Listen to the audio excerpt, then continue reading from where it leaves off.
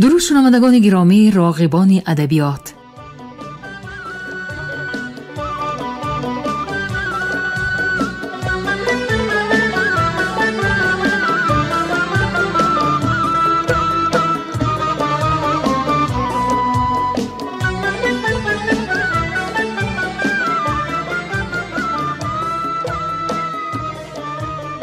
به توجه شما عزیزان، آثار مکمل یکی از شاعران حوزه ادبی عصر 19 بخارا، شمس‌الدین شاهین، تحت عنوان کلیات شمس‌الدین شاهین در قرائت کارمند شایسته تاجیکستان علیزاده عبدالرشید خوجمقل بشنوید. گفتار 52. شناخت و بزرگداشت گذشتگان ملت یکی از عنصرهای افتخار وطنداری به شمار می رود. از این رو اقدام پرزیدنت جمهوری تاجیکستان محترم امامعلی رحمان در مورد رو آوردن به گذشته فرهنگ ملت در رابطه با درک مقام گذشته و امروزه تاجیکان در گسترش تمدن بشری شایسته تحسین است.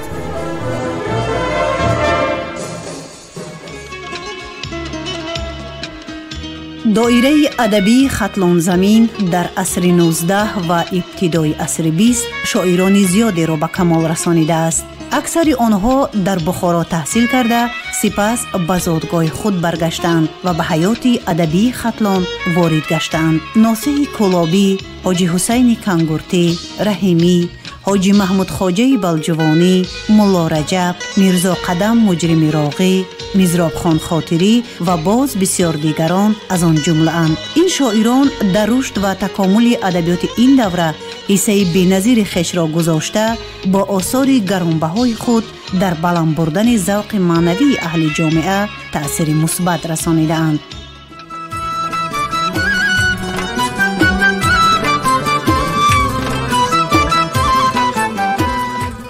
شمس‌الدین شاهین از ستاره‌های درخشان ادبیات فارس و تاجیک آخر عصر 19 می باشد که نام او به واسطه نام پدرش ملا امان که از دانشمندان و مدرسان مشهور بخارا بوده است با نام کلابی علاقمند است.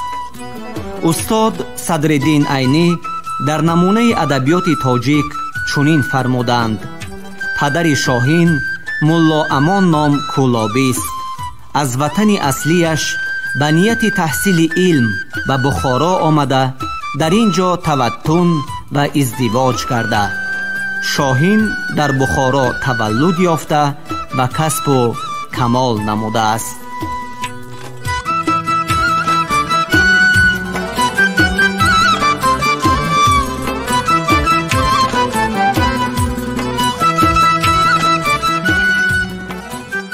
حکایت.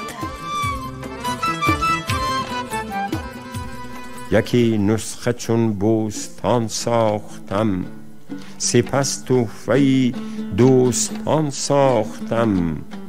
چو آغاز و انجام سالش نکوست، نکویی تاریخ تاریخی اوست. با حساب ابجد به سال 1307 هجری، سال 1890 میلادی برابر است. توجه کنید. چو آغاز و انجام سالش نکوست، نکویی تاریخ تاریخی اوست. من این دسته گل که با دوستان، نی هم تحفه کم نبود از بوستان. و جان و سری سعدی نکته سنج، که این نسخه حفرست مملوز گنج. بناییست بس مرتفع قدر او، که آن سوی کرسی بود صدر او. هر آن دور که سعدی به بستان بسوفت، در این تحفه شاهین به از آن نسوفت. گرفتم ندارد به بستان شرف تو خودگو، به سعدی کی گردد طرف؟ بران اختری جای احسان بود که هم دوش خورشید تابان بود.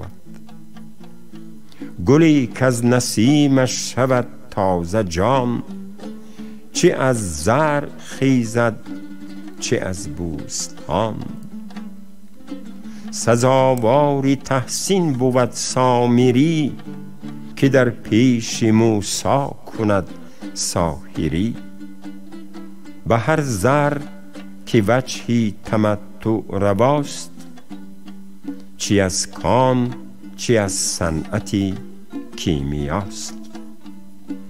توان زیب خاتم از آن مهره ساخت، که خلی ز فیروزه نتوان شناخت.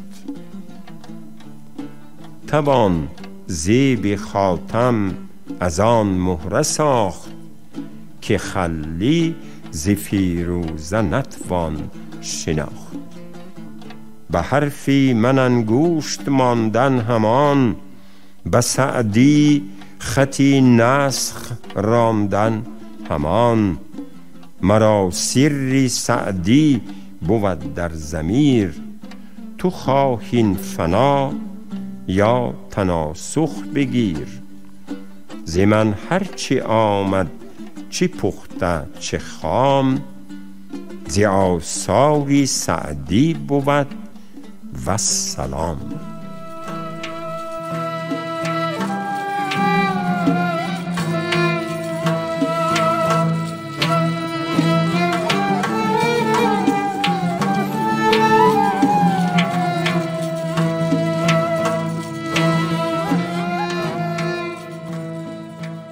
در عدل و انصاف و تدبیر جهانداری،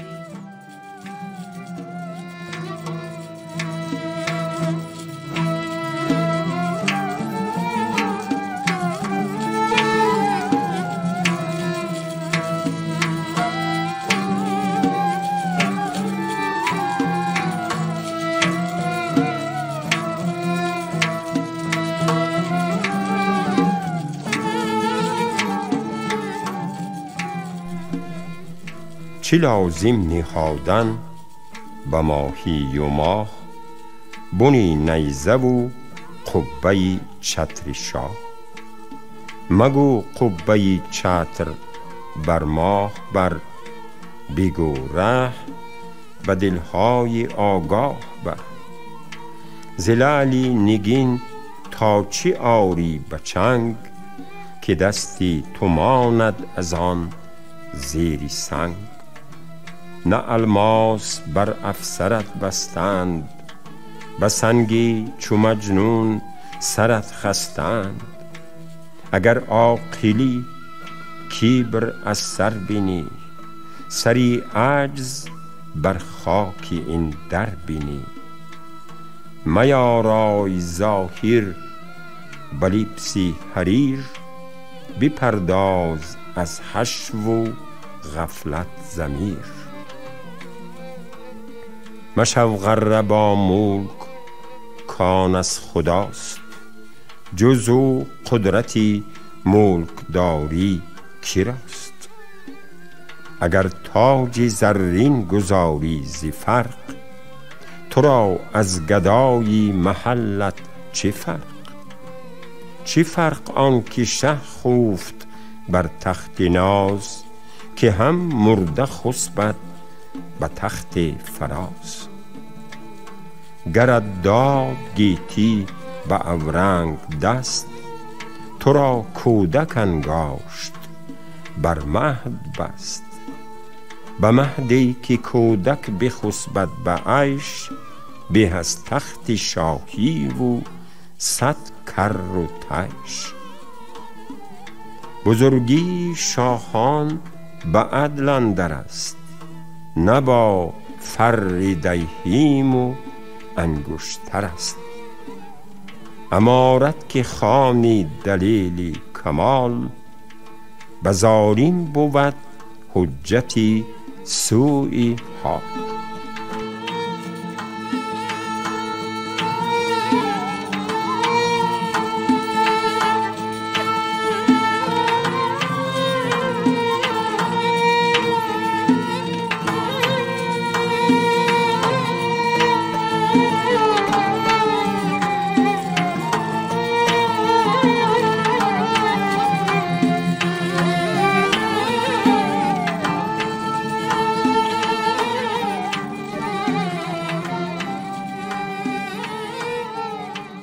حکایت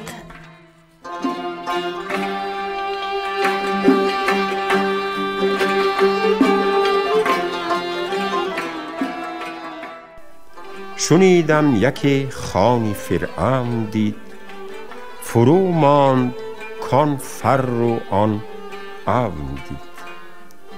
فرو شد به حیرت که این ناسپاس، چی دارد چنین نعمت بی قیاس. به منعم کسی لاف شرکت زند، چی سان دست بر خوان نعمت زند. بگفتش یکی یا خداوندی پاک، چی با کین که شرک آورد مشت خاک. گر از مشت خاک خدایی رواست، زمین تو به تو ای برادر خداست. ولی در ازل رفت قسمت برام، که این بنده را دوزخ است آشیان. از آن دادش این قدر و این اقتدار، که گردد سرشتی بدش آشکار. چون این سکه‌ای پادشاهی زند، کز آن پایه لافی خدایی زند. گرش بازگیرند روزی حساب، نماند برو عذر از هیچ باب. بسا کس که دارای این برزخ است، چو بگذشت هیزم کشی دوزخ است. بشو خاک ورنه به باد خوشت، برند از رهی آب در آتشت.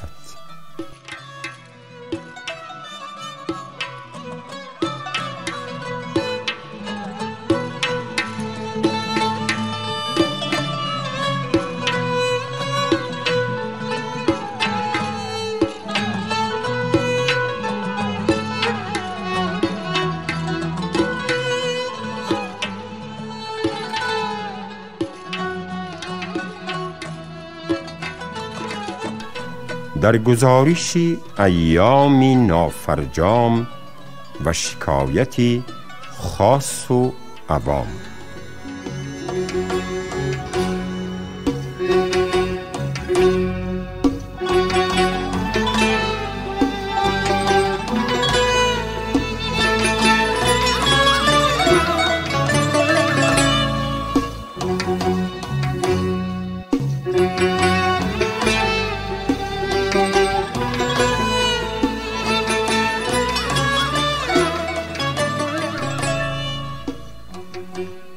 این منظومه در گزارش ایام نافرجام و شکایت خاص و عوام در هیچ یک از نسخه های قلمی که ما در ترتیب دادن کلیات شاهین مورد استفاده قرار دادیم موجود نیست.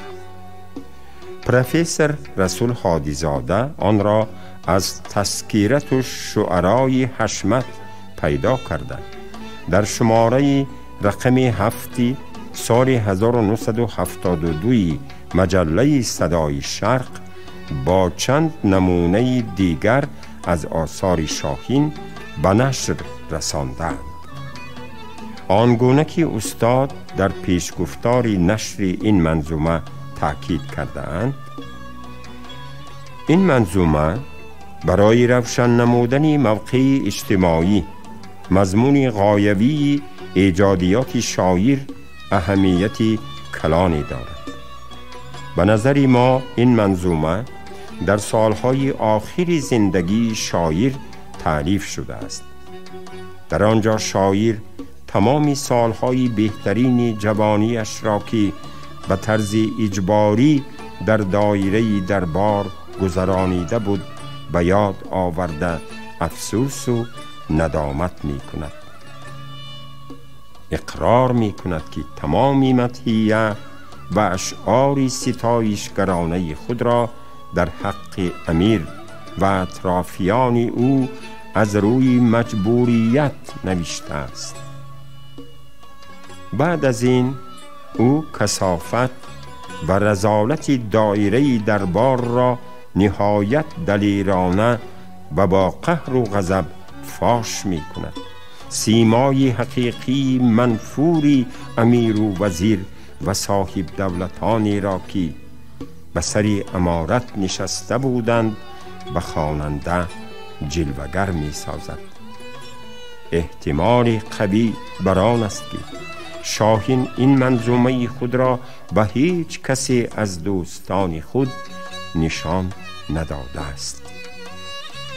میر صدیق حشمت که مدت‌های دراز در حبس خانگی بود و با بسیار آدمان مقابل امیر و امارت علاقه مخفی داشت، همانا این منظومه شاهین را به دست آورده در تذکیره خود درج کرده است.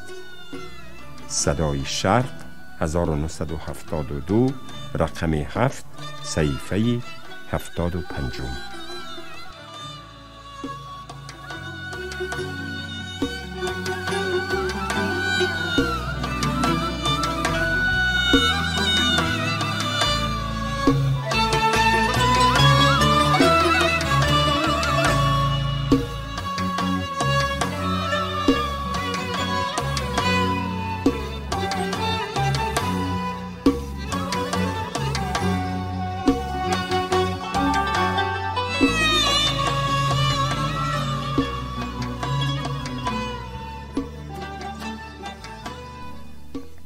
استاد رسول هادی زاده عالی همتانه در کلیات شاهین جا دادن این منظومه را توصیه کردند که ما با عرض سپاس آن را از شماره مذکور مجله صدای شرق عیناً می آریم. به اندیشه استاد این منظومه یکی از پارچه های مثنوی تحفه دوستان می باشد. از این رو ما آن را در آخر این مثنوی ناتمام با خط کرسیف جای می دهیم.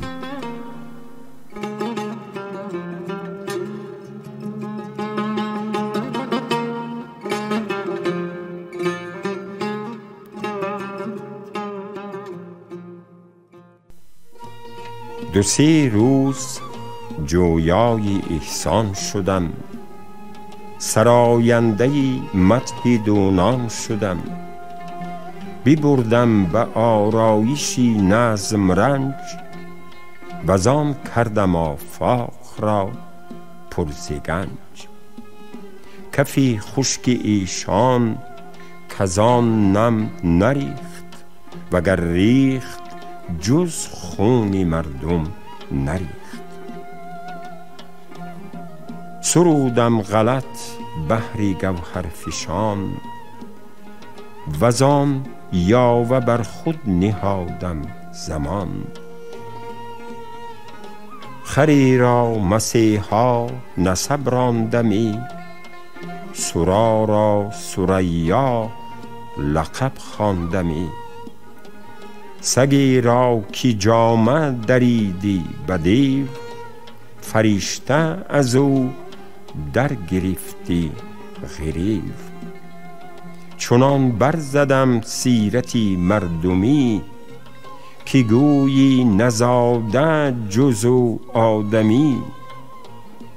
غلط ذره را گفتمی آفتاب، سقط مهره را سفتمی در ناب. یکی کس خرد مغز در سر نداشت، مرا خامه برعکس بخرد نگاشت. ستودم به میش این که شعری یل است، به شعری یله کین شبانی گل است. دلی سخت را برفزودم به موم، دهی خشک را برگزیدم ز روم.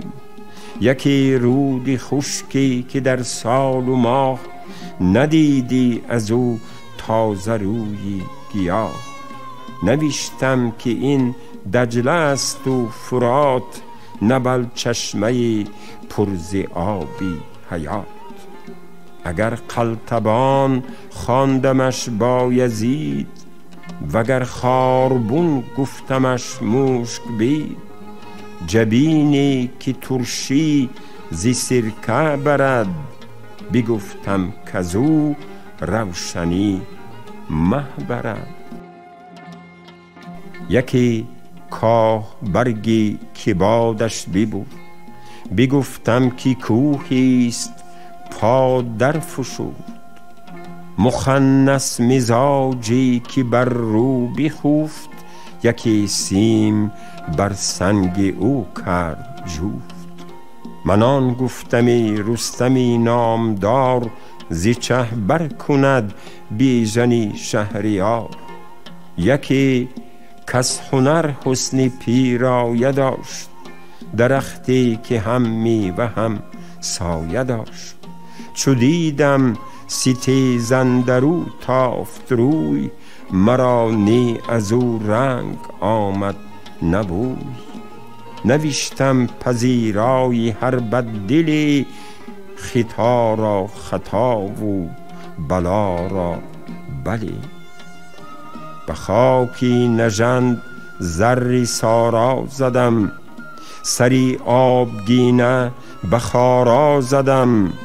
فتادم به نام و گذشتم ز ننگ، نمودم به غم صلح و با عیش جنگ. کمالی که از هر فن آموختم، به توصیف بی دانشان سوختم. به پاداش آن نکته های بلند، به پا قیدم افتاد در حلق بند. ترش جبهگان سرکه انگیختند، سریشتند و در کام من ریختند. نگفتند کین رندی شیرین زبان، تبرزد به ما کرده بود ارمغان. بر این خیره طبعانی بی امتیاز، تفاوت ندارد بغیر از براز. به استبل خر آهوی نر کشند، که از ناف او مشک از فر کشند. ندانند گر قطره گوهر شود، شود در کناری صدف گر شود. اگر آبی نی قند گردد رواست، ولی این هنر خواهد از مصر خواست. هنرمند را با هنرمند کار، هنر برفزاید یکی 100,000. گل از باغ روید شود تازه بو، ور از راغ خیزد بود گنده بو. منم دشت پیما به یک شهری گل، تن از فاقه او رو دل از غم ملول. چو بینم از آن دون نژادان تنی، چو بوزینگان خم کنم گردنی.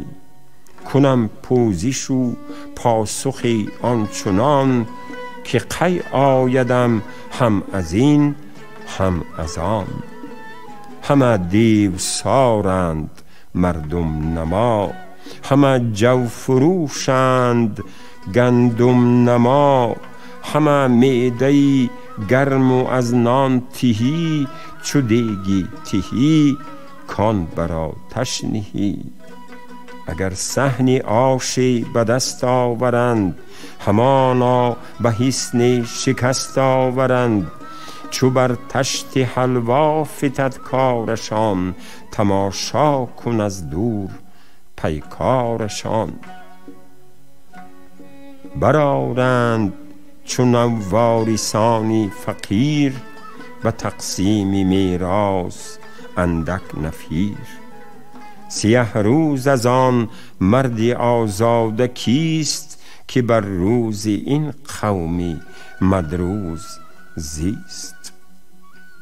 نیامد شبی تا دمی صبحگاه، کز این قوم زین روز جستم پناه. بریدی دعا را ولی پی زدند، منش روم گفتم سوی ری زدند. قیاسی ندارم به خود انتظام، که منتج نشد بر خلاف مرام. ز اقبالم امیدی بسیار بود، چو پرداختم یک ادبار بود. خدایا منم بنده نامراد، به اقبال من کس نزاد و مزاد. مرا نخل دانش چو شد بارور، نیاورد جز باری نکبت ثمر. گر از علم برداشتم بهره، خورم هر دم از جاهلان دهره. به هر حرفم انگشتی تهمت نهند، نفهمند حرفی و زحمت دهند. مگویند که این حرفی ناگفتنیست، خزف هست گوهر چرا سفتنیست. سخن گرچنین شهوت انگیز نیست، بدو جای تحسین بجز تیز نیست. گرفتم از این هر دو راندم سخن، نهادم به خود طعنه مرد و زن. همان ریش خند است زیشان صلات، به یزید ثنا بر محمد صلات. به سبلت از آن باد نخوت دمند، که آن خنده جو دست و خود حاتمند. از این تیره رویانی دندان سپید، مرا نیست جز خنده مزدی امید. بران خنده هم جای شادی مراست، که بی گریه رستن ز ایشان کجاست. پدر ایزیدش باد آموزگار، شبی تیره گور و روزی شمار. مرا پند دادی به حسنی عمل، که هانی پسر یاد دارین مثل. که گر ظالمی خیره در خنده شد، بپندار کز خوک مو کنده شد. ز ابری که آبی نریزد از او، غنیمت شمر برق خیزد از او. کلوخی که دایم فشارد غبار، شگفت است اگر برجهد زو شرار.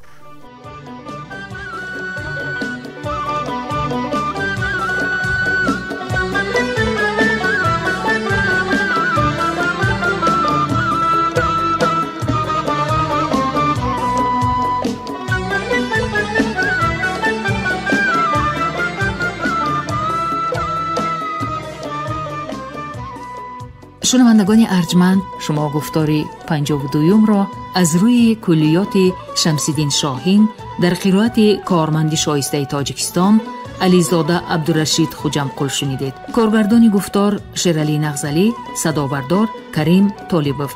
تا برنامه‌های دیگر، روح بالیده، خاطری جمع و تندرستی تمنا می‌کنیم.